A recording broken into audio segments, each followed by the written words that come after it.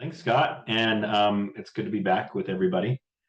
Um, I realize that the vast majority of these topics that I put together, they come out of recent conversations that I've had with couples. Most of them on the earlier stages of recovery. So this is what gets me thinking a lot about like early on, what do you need to know?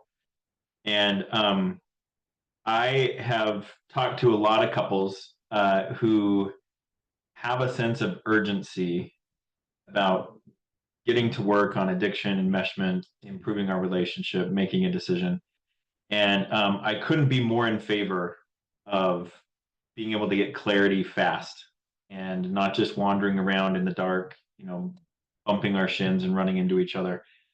Um, and I found myself as a professional really dissatisfied with saying to clients, it just takes time.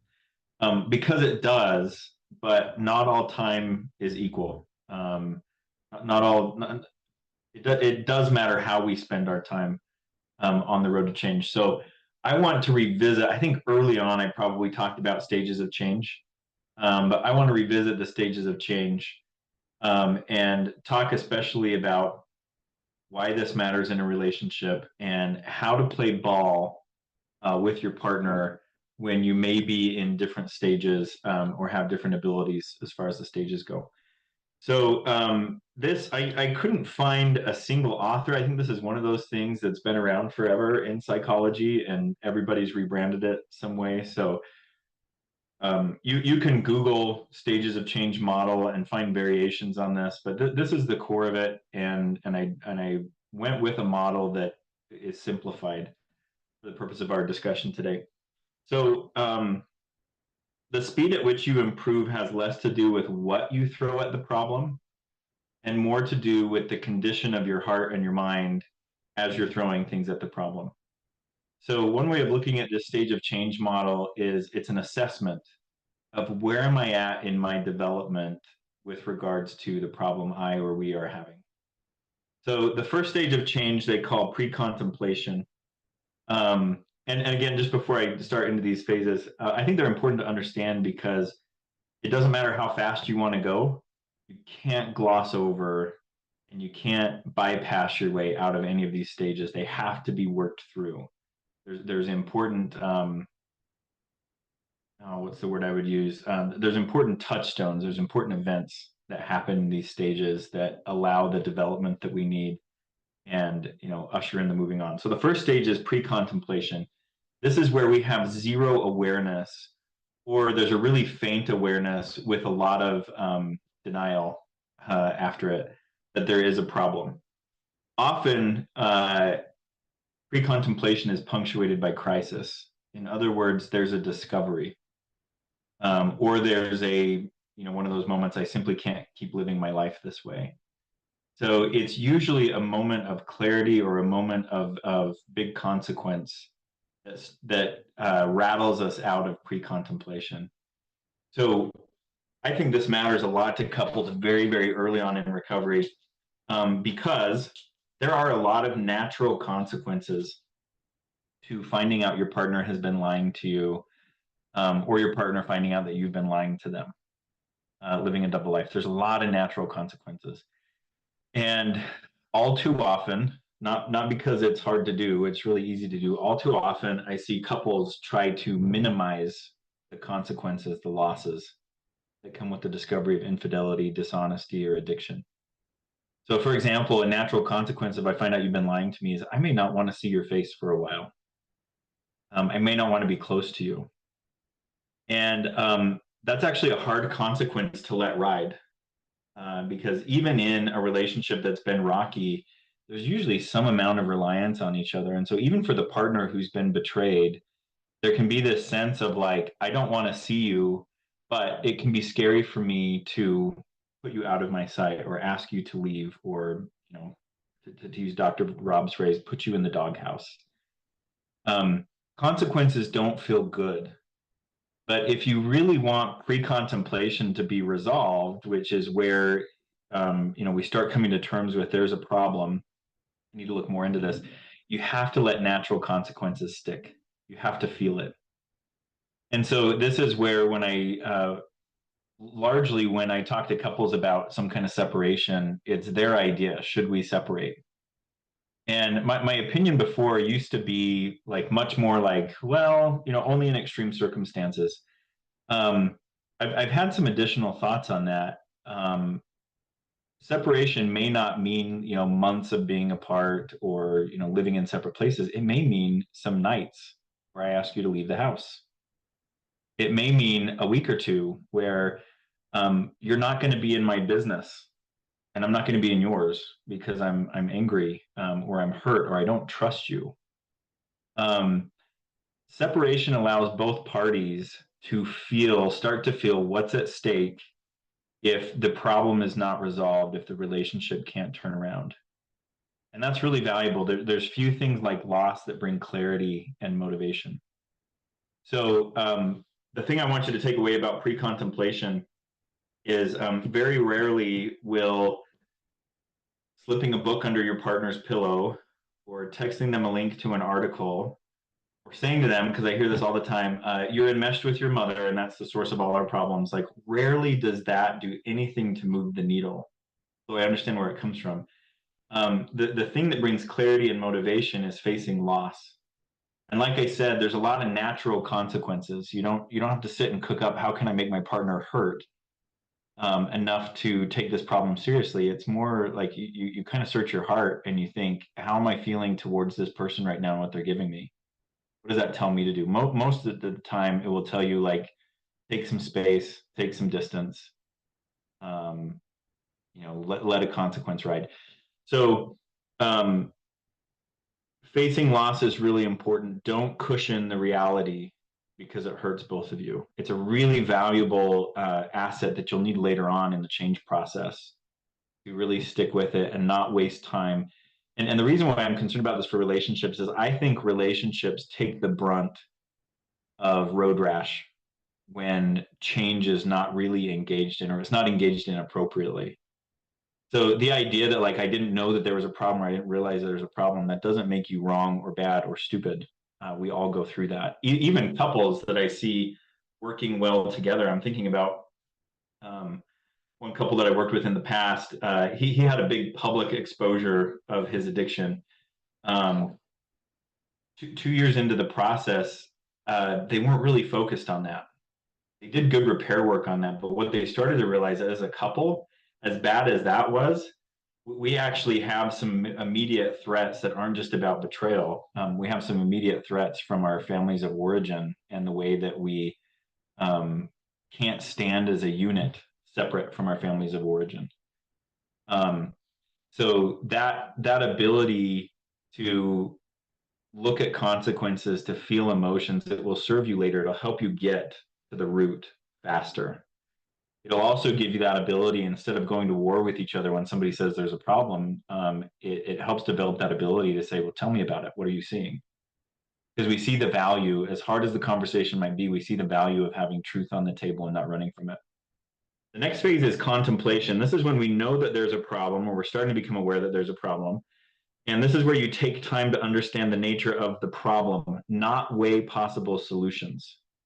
That's the most common way I see people bypass this phase is, yep, there's a problem. How do I fix it? Think about if you, needed a delicate operation, if you're having a problem with your spinal cord, would you want to go see a surgeon who takes a look at you and in 5 minutes says, yep, I've seen this a million times. We're going to do this surgery. I'm going to remove vertebrae, replace them. We're going to mess with your spinal column. You probably don't want to. You don't want that doctor operating on you. You probably want a doctor operating on you who will take additional time to verify, even if they have a strong hunch this is what it is, who will take time to verify, take lots of images, really understand the nature of the problem before they open you up. That's what the contemplation phase is all about. So this is a phase in recovery. Read recovery books, not necessarily because you're going to get to work yet, that's coming soon, but because it's important you have the correct narrative that explains the problems that you're having, where those possibly come from, and generally what's required. So in the contemplation phase, we're starting to get like big picture, what's going on and what's required for change. And I put an emphasis on read good books as opposed to groups or talking to other people who have been through it. Now, don't get me wrong, that's a very valuable resource. But I think it is more the exception than the rule when you go to a group and you hear just a clear narrative on what the problem is and what to do about it. Because we're human beings and when emotions are high, we throw in more of our personal spin. And that's where in both addict and partner groups, I can see there's a lot of like dumping on the other partner versus focusing on your own issue. So if you're reading good books by credible professionals, Dr. Rob, Patrick Carnes, Ken Adams, Alex Kidhakis, like there's so many that have done really, really good work to, oh, great, we have a recommended books list got put in the chat.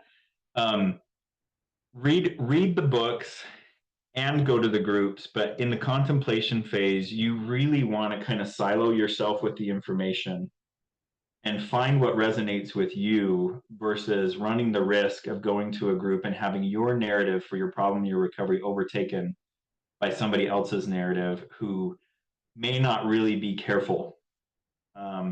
In my men's addiction group, I hear often from the guys, and sometimes I have to speak in. Just a reminder to everybody, we're not here to complain about our relationships.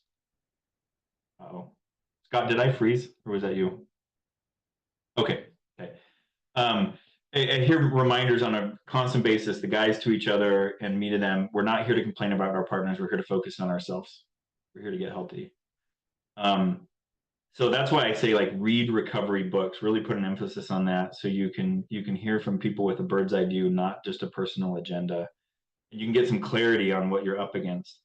Again, groups are great, but I would say the data is less clean from groups. The narrative is less clean from group because that's the nature of human beings that come together and are feeling deep emotions.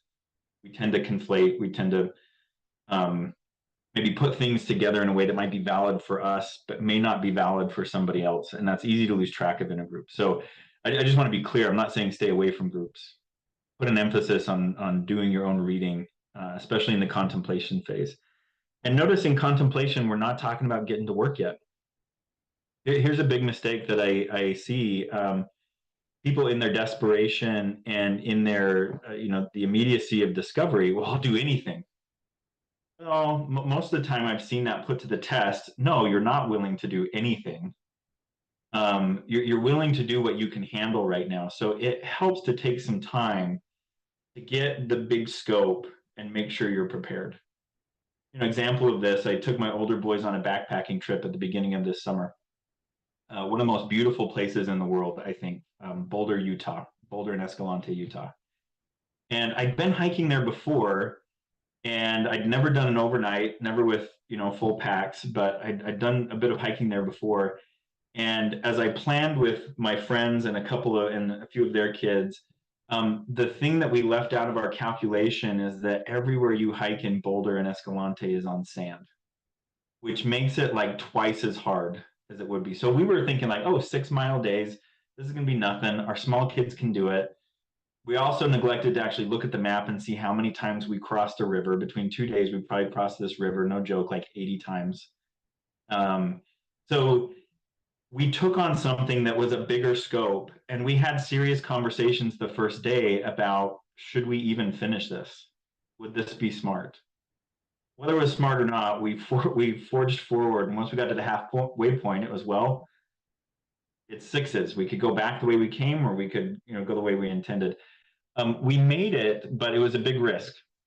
It was a big risk, and we had to deal with mutinies, not adults, but kids. I'm not taking another step. Well, you don't have a choice. Like, here's the thing.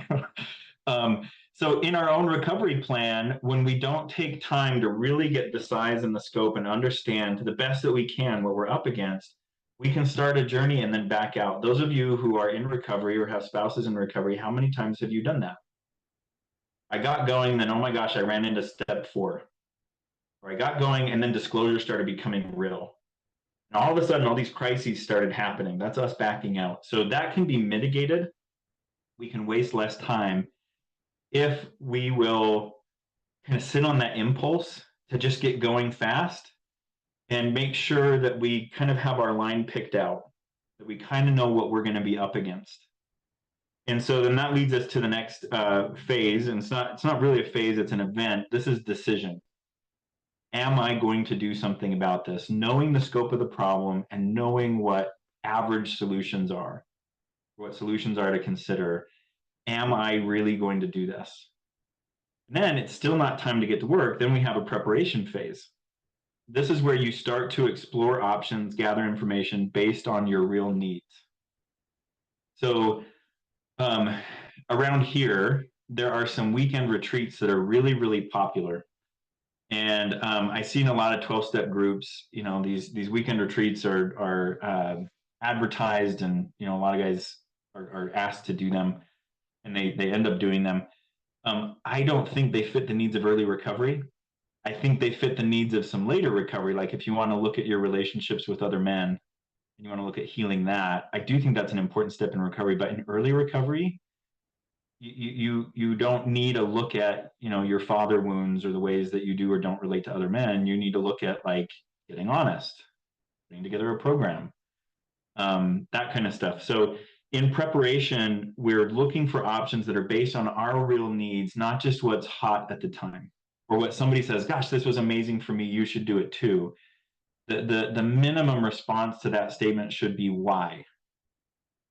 What did you get from it? Does that align with what I need right now? Not what do I need total? Because remember, in early recovery, there's like a mountain of stuff we've got to work on. But if you jump over some of the foundational stuff, you'll find yourself in a continual loop of frustration or relapse or difficulty maintaining emotional sobriety. So you start looking at what are my needs and how are I going to get those met? What programs are available? And what do I need to do to prepare to utilize options? So I've been recommending this a lot. I love a 90 and 90 for early recovery. I think that's a good place to start. It kind of gives you a place to land, start to settle in. You work in a community, you work with a sponsor, you work in getting honest. And I will often suggest as well, look up Seeking Integrity and take some of their, I forget what you guys call them, Scott, the Addiction 101 classes. Yeah, Sex Addiction 101, Porn Addiction 101, just online work groups. Yeah, the online work group, because that's going to give you an idea of early tasks and what a recovery program looks like. What does it mean to get honest? What does it, how do you actually do recovery work?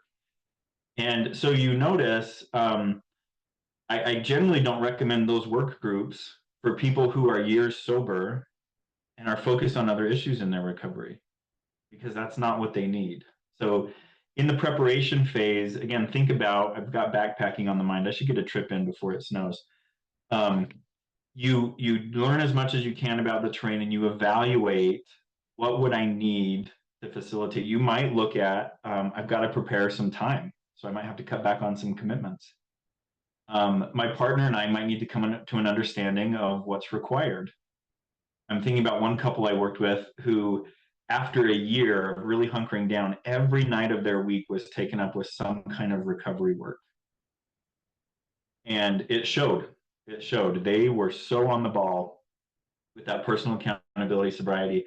And when it came time to shift phases, they were saying, you know what, we don't have enough time for each other. So together, let's look at what we need. And they said, we want to free up at least one night a week where we don't have something else going on and we just have time for each other. That was the right move at the right time. And that's, again, like this, you could look at this as a cycle, and there's some little feedback loops within them. This preparation is anytime there's a needed change in your recovery program, do your homework, figure out what's available, what would meet your needs, and make sure that you are available to it. So again, like when I put guys in groups, I have a colleague that runs some fantastic, like structured task groups. And one of the things that I prepare my guys with when I refer them there is there's homework. So you're going to meet with this group 90 minutes a week, but you probably have about 30 minutes to an hour of homework each day you need to spend in this. So don't just clear your 90 minutes for the week and say that'll be enough. start thinking about how you're going to get yourself that additional time so you can actually do what's prescribed here. So there may be some form of accountability that needs to come out to children, family, work, if you're having a big lifestyle change. This doesn't mean full disclosure, but it may mean, explaining to children, listen, mom and dad are going to be tied up with some things that we need at night. There's going to be some shifts in our family. Attending to those needs is really important. I've seen parents in this example um, try to pick up a really rigorous recovery routine, and they don't prepare or support their children through it, and they end up pulling out, or they end up having other consequences. The crisis builds up. So the preparation phase is really, really important. It's what you're doing to lay the ground. We have as smooth a runway as possible so we can really take off here. You let each other know the size and the shape of what you need. So if as part of your recovery, part of the need you're identifying is like, I'm not engaging in a lot of good emotional regulation. I need to move my body more. Instead of trying to sneak stuff in on the side in this preparation phase, you come out to your partner and you say, I need to be able to exercise at least 3 times a week. From what I'm reading, from what I'm talking to people about, my therapist recommends, or whatever that is, like, we need to, so take the time to make space for what you need rather than trying to take it at a run and cram it in later. You'll miss things. You'll waste time. Also, in this preparation, don't neglect the relationship. So often, in all the things that need to be done to support healthy recovery, what I'll see couples do is they prioritize their relationship last, which is understandable from a standpoint of trust, from a standpoint of how comfortable it is to be with each other. However, if there is any kind of struggle that you and your partner are having, not ripping each other apart, you would do well to find some supportive couples therapy that can focus on that stage, not rebuilding trust, not getting to the bottom of things, but we're putting some basic safeguards in place so we stop hurting each other and we stop getting in each other's way. My colleague Kevin Skinner, some of you guys know him, he refers to this as the don't kill each other phase of marriage therapy that couples in recovery need.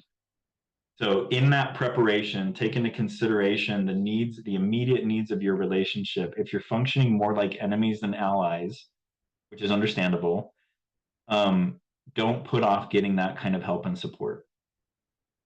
It'll cost you more upfront, time and probably money and effort, but you'll be glad in the long run that you did. Because again, the stuff that we overlook, the stuff that we neglect comes up to bite us later, and we end up spinning our wheels. One last note I would say here in the preparation phase, I've been working with a consultation group for 7-ish years. And we were having a conversation this last Friday about kind of the whole scope that we deal with in treating people with sex addiction, and how there are a lot of other issues that can come along with sex addiction.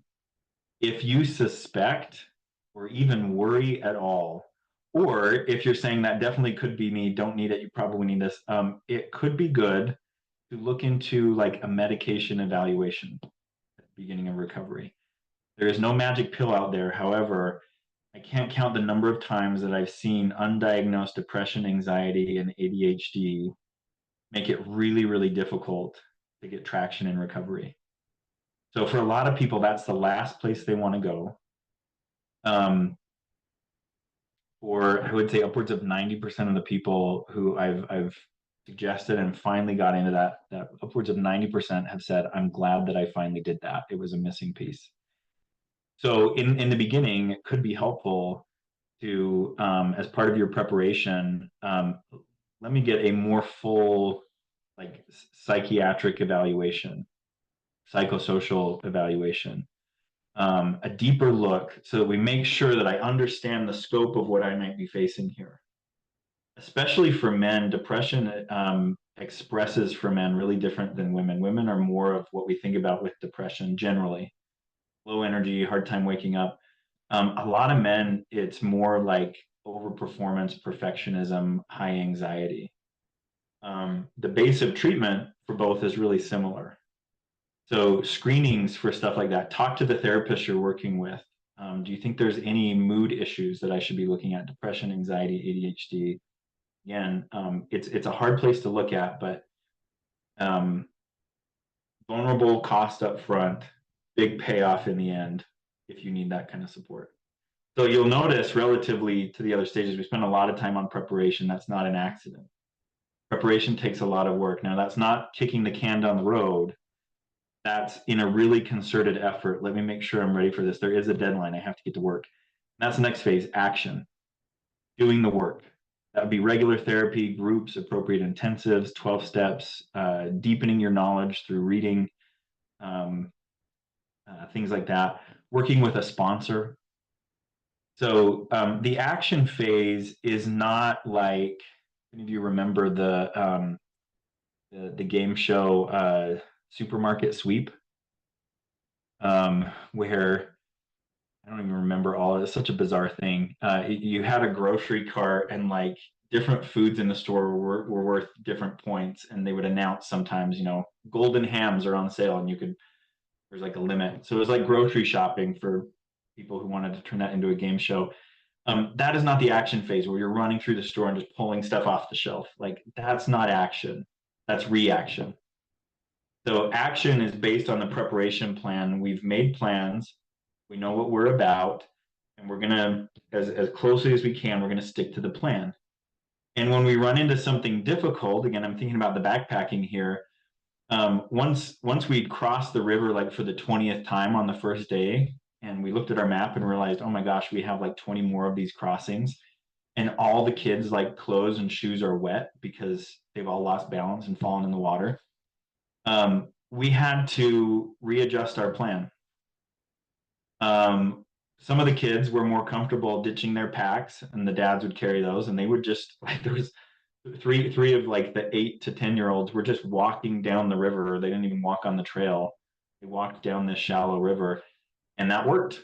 That worked. Others, we on the second day especially, we kept everybody's feet dry. I kept sandals on the whole day. The other dads kept sandals on the whole day, and we carried kids across the river 40 times to keep feet and pants dry.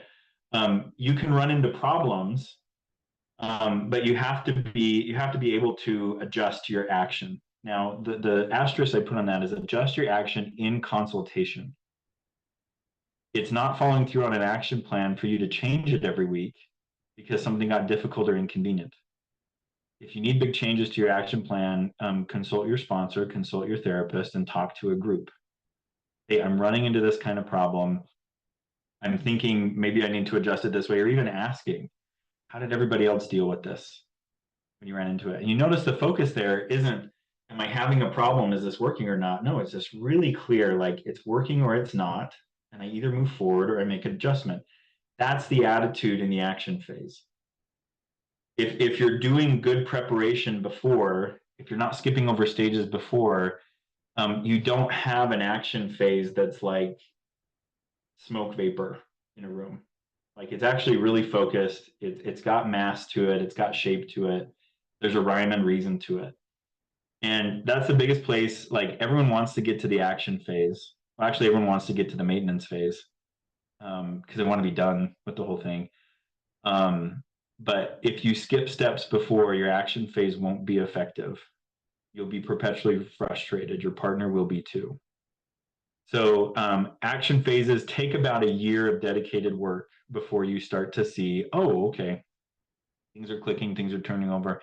I actually, with a lot of my addicts that I work with, I'll tell them once you have a good recovery plan and you're working it, don't expect anybody to notice for about 18 months. You'll say, I'm a new person, and everyone will say, no, you're not. And I think that's normal. That actually makes some sense. Internally, if you've got a good plan you're working, you're going to feel a ton shift fast. That's how you know you're on the right track. Externally, there's a couple things happening. I think it takes a while for behavior to bleed out, meaning my new belief system manifests firmly in new actions. Also, there's like the trust factor to overcome.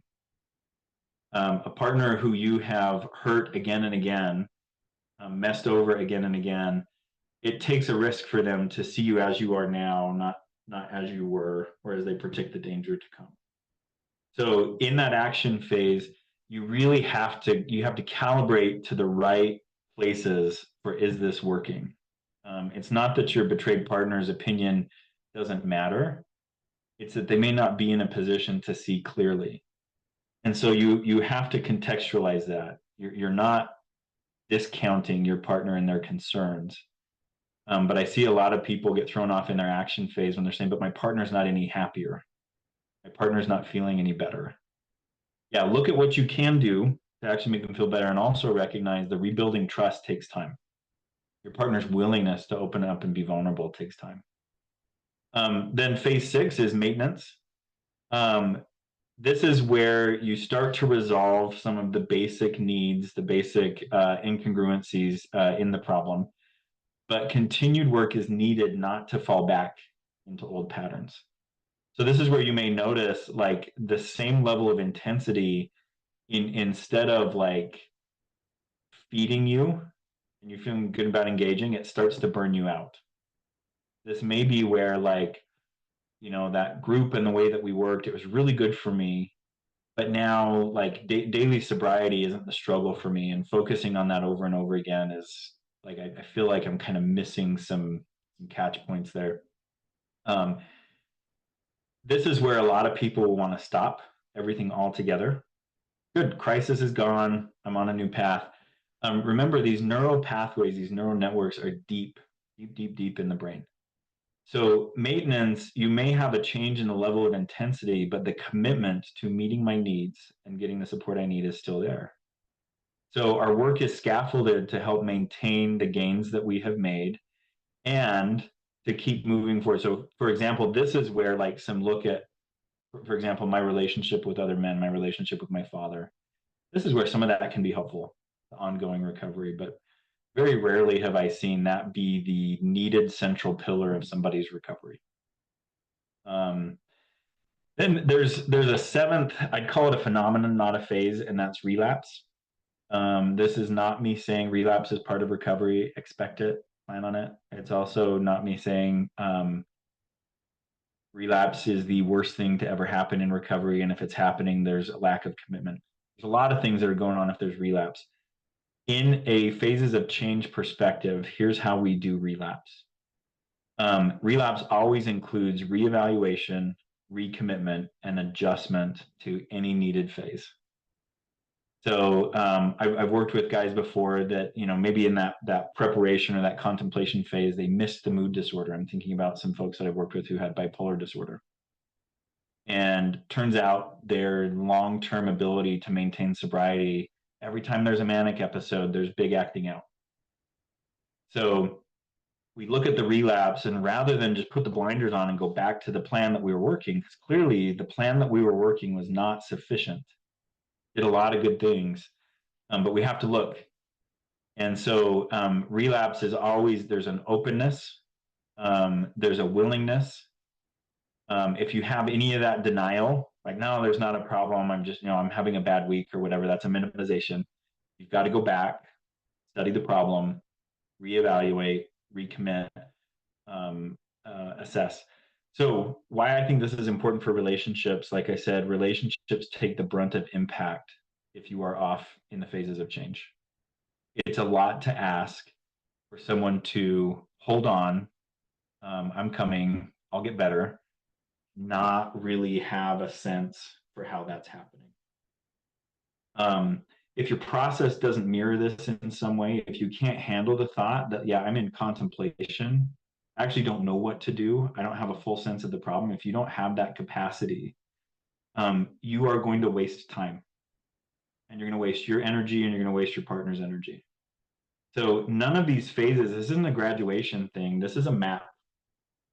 None of these phases are bad to be in if that's where you're at. It's part of the overall change process. So again, in a lot of that urgency, if I just want to change, you'll say, no, I want to be in maintenance. I'm in maintenance. We can be really willful about that and miss things. So I hope throwing this out here gives you some options for maybe how to evaluate and reevaluate where you're at, how you're experiencing your recovery. I hope it also gives some places for you and your partners to talk about what are we experiencing in the overall change process. How do we think it's working? If you're in an action phase that's not getting you sober over the course of a year, your plan's probably off, or your understanding of the problem is probably off. And it's not in the big scheme of things. It's actually not lost time. Go back to the drawing board and reevaluate, learn more, become open to things that you may not have noticed before, been open to before. So that is the phases of change. Thank you, John. That was great. I mean, I've been in recovery for 20 plus years, and it's such a good reminder, recovery is not about flipping a switch and everything's done. Recovery is a step-by-step process, and we have to take the next right step. Even the 12 steps themselves are in an order for a reason. So this is good stuff. I do want to share something personal with you, if that's all right. My father was an outdoorsy kind of guy too, and we did lots of camping and hiking and things like that. And the trip that is the most memorable for me is the Indian Guides canoe trip at the end of October, which in Indiana can be either lovely or really cold. It was a really cold day, so everybody was kind of miserable, and the idiot dad and kid in the group happened to shoot out of a rapids and bang into my father and I and tip our canoe. And so we spent most of the day butt naked, wrapped in blankets around a fire, trying to get our clothes dry. And that was the trip that my father and I laughed about until the day he died, you know. And that's the trip that I remember. And that's the trip I wouldn't trade for all the other ones. So the fact that you and your sons had like a difficult trip is kind of awesome. I think anyway, I just wanted to share Well, that with you. my take on the end. So we're about a mile away from the trailhead, and everybody's exhausted and hungry. And my 11-year-old says to me, "When can we do this again?" And so I think with that kind of stuff, if you don't have the right amount of like lack of planning and facing something really, really difficult, it's just not as rewarding. Yeah. Yeah, something about when it all goes to shit, and we survive it. I don't know if it's trauma bonding or whatever, but Yeah, what yeah, it is. great. So, I have a couple quick questions for you. So we do need to do this in order. We do need to take time, but we shouldn't waste time. I mean, we should move through, pre-contemplation, contemplation, decision, uh, preparation. Is there a time frame, or does it vary from person to I person? I think it's less of a time frame and more like um I mean you really have to be able to be honest about your genuineness of it. If I'm not sure exactly what to do and I revisit the problem only on like days that I have therapy or when my spouse asks me, you're actually not engaged in contemplation Right. or preparation. You're moving into denial. You're acting as if there's not a problem. Um, this is one of the most valuable things I've seen in my own therapy over different iterations with different therapists is the ability, the commitment to sit in what the feeling of today is and not leave it. Like it brings clarity and it brings good clarity. Um, so the thing I worry about with again people wanting to get out fast is saying like you should be able to do this within 3 months or whatever. The only phase I feel comfortable saying you should see big changes over a year is action because that's based on a good plan, things we've selected to do, careful preparation. So I think it's less about how long should this take and more like, are you engaging with it every day? Yeah. Because if you're not, you can't say you're thinking about it, especially when it's a problem that snapped you out of denial and snapped you out of pre-contemplation. Um, if you're going to maintain ground in moving forward, you can't turn off that part of your brain for more than a day and make progress still. Okay. Um, I, I wanted to ask you, couples counseling, a lot of times. you say, yeah, go to couples counseling. And you said this, but I just want to reiterate, this is not at this stage, this beginning, the early part of recovery is not about resolving your long-term couples issues. It's about setting healthy boundaries so the two of you can, as you said, this is the don't kill each other stage. How are we going to coexist in the same house or in the same city or, that trying to resolve the long-term issues, people are putting the cart ahead of the course or ahead of the horse. I mean, the elephant in the room is the cheating or the addiction or whatever it is. We got to work on and the betrayal. And individually we need to work through those. And then we can come together later and work on longer term issues. And at the same time, look what it does for a relationship long term. When I'm working with couples in the don't kill each other phase, I'm harping on fairness. And are you two really going to do just whatever you feel like doing, or are you going to do what's right for the relationship? Which early on looks like, yeah, I can't scream at you when I'm mad. That's just not a good way to, move forward. Or I'm not going to take out my rage on you, or me keeping secrets from you about what's gone on in my life or going on in my life. That's not fair. And so like there's early recovery stuff, but look at if early on you get a commitment to those principles, look what it does for work later on. Now when we're doing some of that deeper trust repair, bonding type work, we're building that on a foundation of we are convinced through and through that this relationship has to be fair for both of us. We're convinced through and through that we can't just treat each other however we feel, that we have to do the right thing, and we have practice doing that. So it's not like these phases are unrelated, but like Scott said, to focus on long-term coupleship issues while glossing over the we've built this out of alignment with these basic principles is putting the cart before the horse. Yeah. And addicts often want to do that too. And I see this all the time. I'm sure you do too. Let's talk about my childhood trauma. Who can I blame for this? And you and I are saying, why don't we talk about your addiction and figure out how we're going to change your behavior today? And Yeah. then we'll worry about that stuff a year from now when Yeah. you're ready. I mean, I see that a lot. I suspect you do as well. Well, and again, it's that human tendency. I'm looking for the nearest exit. The nearest exit is not always the best exit. Right. And men in particular, we just want to fix it. Whatever it is, we just want to skip to fixing it and we want it to be fixed yesterday. And this stuff, relational issues and addiction issues, they don't get fixed immediately. You need to walk through this process. And that was the last thing I wanted to reiterate that you said was we need to go through all these stages and we need to do them right. Otherwise, we're going to get to step 5 and we're going to be doing the wrong stuff for the wrong reasons, probably. Um, so, um, should we jump into? Let's jump into the questions. I am over 8 years post discovery. This is the betrayed partner. Last week we spoke about the 12 steps. I have taken the first step and know I am powerless. So this is a betrayed partner working the steps. Good for you. I'm asking a learning question from curiosity and desire to learn more. What are your thoughts about 12 steps being written in ifs language for enmeshed men? Uh, use the use of defects in step 4, wouldn't that be hidden enmeshed man? Act as if and be met with more opposition by 12 step. Okay, here's I think clarification. it's IFS language. You're right. Here's my Internal thought. family systems. So Ken Adams and I presented on this to a group of certified sex addiction therapists at the beginning of the year.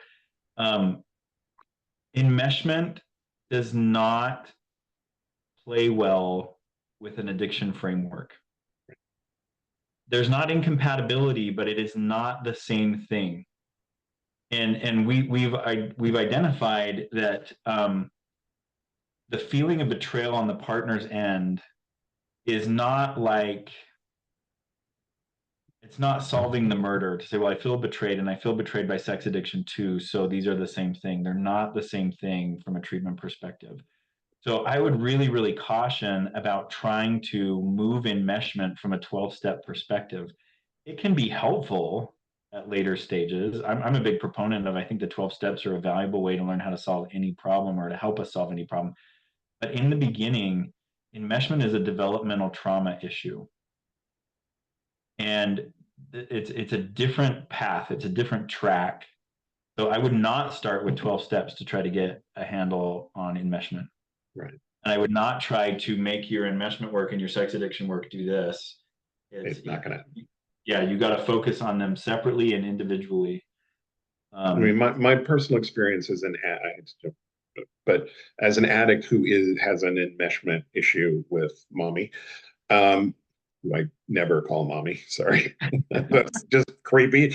And for me, I had to get sober. I had to focus on the addiction. You know, my preparation and action was all about addiction. And then when I got to the maintenance phase, it was like, okay, now how am I going to stay sober? I better deal with my underlying issues. yeah, yeah, and this is one thing we had come up in our informal research is when there's addiction and enmeshment, um, you're gonna have a delay. You're gonna have a delay in starting to get the results you want, and so there's some losses that you, as the enmeshed man, as the partner, as the relationship takes up front for a more stable thing later. So some folks we've worked with have expressed the exact opposite of what Scott just said. I couldn't get sober until I got my enmeshment under control. And again, that would go back to the preparation and contemplation phase. Right. What is the gator closest to the boat? So we'll see, like, for example, with a lot of betrayed partners, there's a demand for, rightly so, I need empathy and I need it yesterday. Um, for enmeshed men who don't have a handle on their enmeshment issues, they either can't produce empathy or they produce a hollow version of it. So this example of like you'll go without it first and get something better later. We'll say to a lot of enmeshment and their partners, like, we need to get to empathy, but let's develop personhood and boundaries first. And what we noticed, it was like from everybody that we interviewed this early part of this year, they said I didn't have access to empathy until I had separation from enmeshing influences. Then I had my emotions. So a lot of these partners said it was really hard up front to not get that. But now, like he's there. I can tell when he's feeling alongside me, it's genuine, it's not pleasing. And he could say it too. I'm not risking myself to empathize with and attend to my partner's emotions. So it's a different thing. I would say don't try to make the 12 steps fit it. I think it's a bad model fit. Just because the 12 steps are amazing, and they're not a cure all. Yeah, the 12 steps were created by addicts for addicts, and they work really, really well with addiction. They work well with a lot of other things, but you know, you're right. Enmeshment is a developmental trauma issue, and it's trauma, and you need to do trauma work. Yep.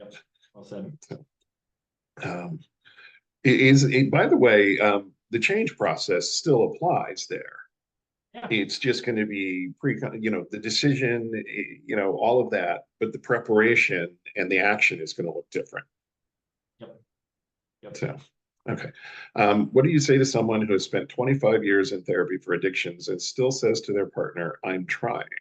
I have to figure out how to dot, dot, dot. I'm thinking about dot, dot, dot. So, Okay.